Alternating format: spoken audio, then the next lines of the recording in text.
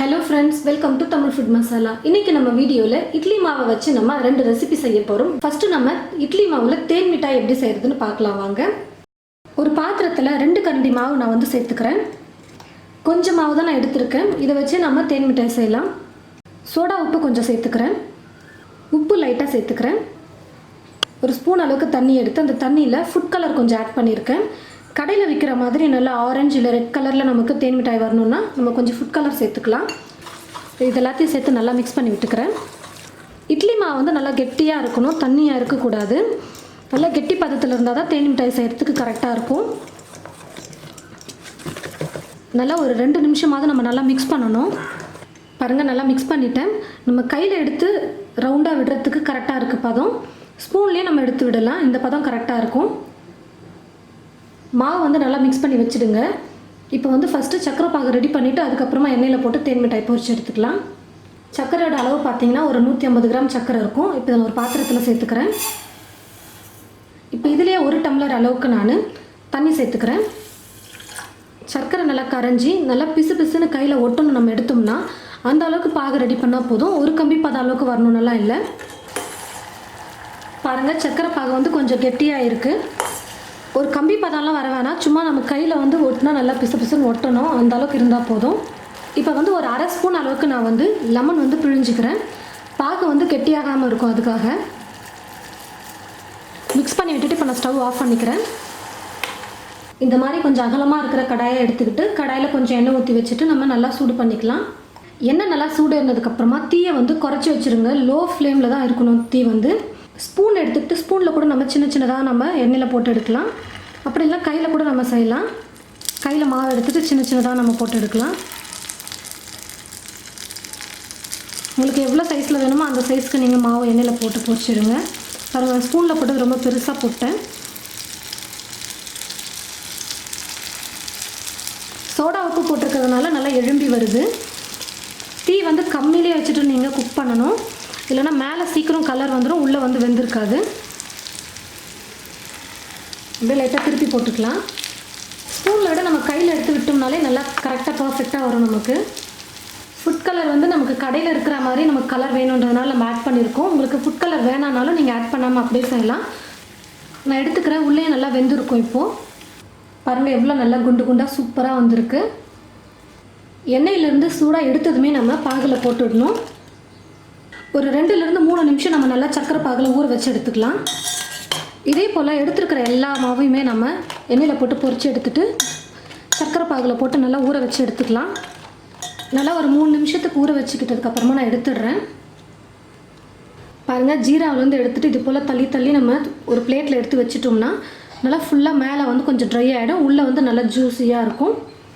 தேன் மிட்டாய் பாருங்கள், இட்லி மாவில் ரொம்ப சூப்பராக டேஸ்ட்டாக ரெடி பண்ணிட்டோம். ரொம்பவே டேஸ்ட்டாக இருக்கும், ட்ரை பண்ணி பாருங்கள். இப்போ இந்த தேன் மிட்டாயை நம்ம ஒரு பாக்ஸில் போட்டு ஸ்டோர் பண்ணி வச்சுக்கிட்டோம்னா அப்பப்போ சாப்பிட்றதுக்கு ரொம்பவே சூப்பராக இருக்கும்.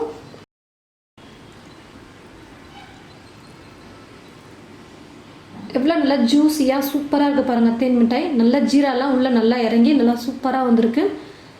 கடையில் வாங்குகிற தேன் மிட்டாய் கூட இந்த அளவுக்கு நல்லா ஜூஸியாக இருக்குமான்னு தெரியல. பாருங்கள், நம்ம வீட்டில் செஞ்சுருக்கிறது நல்லா ஜூஸியாக சூப்பராக வந்திருக்கு. இது போல் நீங்களும் உங்களுடைய வீட்டில் இட்லி மாவு வச்சு தேன் மிட்டாய் செஞ்சு பாருங்கள். அடுத்தது நம்ம இட்லி மாவு வச்சு ஸ்வீட் பணியாரம் எப்படி செய்கிறதுன்னு பார்க்கலாம். ஒரு பாத்திரத்தில் இட்லி மாவு கொஞ்சம் எடுத்துக்கிறேன். பாருங்கள், இந்த சின்ன கரண்டியில் நான் ஒரு 5 கரண்டி நான் வந்து மாவு எடுத்துக்க போகிறேன். ஒரு பாத்திரத்தில் கொஞ்சம் வெல்லம் சேர்த்துக்கிறேன். நான் நமக்கு இனிப்பு எவ்வளோ தேவையோ அந்த அளவுக்கு நம்ம சேர்த்துக்கலாம். தண்ணி வந்து கொஞ்சமாக சேர்த்துக்கிறேன். வெள்ளத்தில் தூசெல்லாம் இருக்கும், அதனால் வெள்ளத்தை கரையை வச்சு நம்ம வடிகட்டணும். அதுக்காக கொஞ்சமாக தண்ணி சேர்த்தா போதும். நல்லா கரையை வச்சுட்டு நம்ம வடிகட்டிக்கலாம். இப்போ இது கூடவே ஒரு சிட்டிகை அளவுக்கு நான் உப்பு சேர்த்துக்கிறேன். ஒரு சிட்டிகை அளவுக்கு சோடா உப்பு, ஏலக்காய் தூள் கொஞ்சம் சேர்த்துக்கிறேன். இப்போ இது எல்லாத்தையும் சேர்த்து நல்லா மிக்ஸ் பண்ணி விட்டுக்கிறேன்.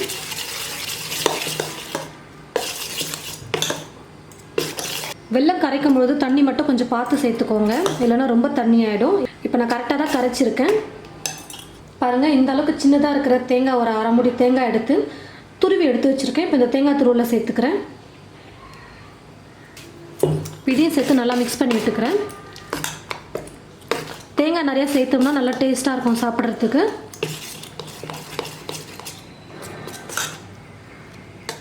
ஸ்டவ் மேலே குழிப்பணியாரக்கல் வச்சுட்டு குழிப்பணியாரக்கல் நல்லா சூடேறினதும் எண்ணெய் சேர்த்துக்கிறேன். நெய் பிடிச்சிருந்தா நீங்கள் நெய் கூட சேர்த்துக்கலாம். நான் வந்து எண்ணெய் தான் இப்போ சேர்க்க போகிறேன். எண்ணெய் சேர்த்ததுக்கப்புறமா ஒவ்வொரு குழியிலையும் நம்ம எடுத்து வச்சுருக்கிற மாவு ஊற்றிக்கலாம்.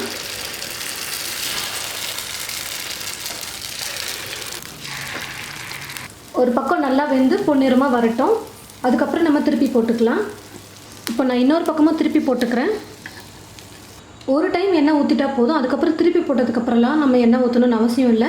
ரொம்ப அதிகமாக எண்ணெய் ஆகிடும். அது போல் செஞ்சோம்னா ஒரு முறை நம்ம எண்ணெய் ஊற்றினாலே போதும். இப்போ இன்னொரு பக்கமும் நல்லா வெந்துருச்சு. இப்போ நான் ஒரு பிளேட்டில் சேஞ்ச் பண்ணிக்கிறேன். இதுக்கும் நம்ம தீ வந்து ஃபுல்லாக வச்சு குக் பண்ணக்கூடாது. ஏன்னா மேலே கலர் வந்துடும், ஆனால் உள்ளே வந்து வெந்திருக்காது. தீ வந்து நல்லா மீடியம் ஃப்ளேமில் வச்சுட்டு நம்ம குக் பண்ணோம்னா தான் கரெக்டாக உள்ளேயும் நல்லா வெந்திருக்கும், மேலேயும் நல்லா கரெக்டாக கலர் வந்திருக்கும். பாருங்கள் ஃப்ரெண்ட்ஸ், இட்லி மாவு வச்சு நம்ம ஸ்வீட் பணியாரம் செஞ்சுட்டோம். ரொம்பவே நல்லா சாஃப்டாக சூப்பராக ஸ்வீட்டாக வந்திருக்கு. பாருங்கள், ரொம்ப சாஃப்டாக இருக்குது. இட்லி மாவில் செஞ்சுருக்கிறதுனால ஏலக்காய் தூள் போட்டிருக்கிறதுனால ஏலக்காயோட மனம் எல்லாம் நல்லா சூப்பராக இருக்குது. தேங்காயும் நம்ம சேர்த்துருக்கோம், அதனால் ரொம்ப டேஸ்ட்டாக இருக்கும். இது போல் ட்ரை பண்ணி பாருங்கள். இட்லி மாவு மட்டும் வீட்டில் இருந்ததுன்னா போதும், நம்ம சூப்பராக ஸ்வீட் பணியாரம் ரெடி பண்ணிடலாம். இது போல் நீங்களும் உங்களுடைய வீட்டில் இட்லி மாவு வச்சு தேன் மிட்டாய், இனிப்பு குழி பணியாரம் ரெண்டையும் செஞ்சு பாருங்கள். செஞ்சு பார்த்துட்டு எப்படி இருக்குன்னு மறக்காமல் கமெண்ட் பாக்ஸில் வந்து கமெண்ட் பண்ணுங்கள். இந்த ரெசிபி உங்களுக்கு பிடிச்சிருந்ததுன்னா மற்றவங்களுக்கும் ஷேர் பண்ணுங்கள். தேங்க்யூ.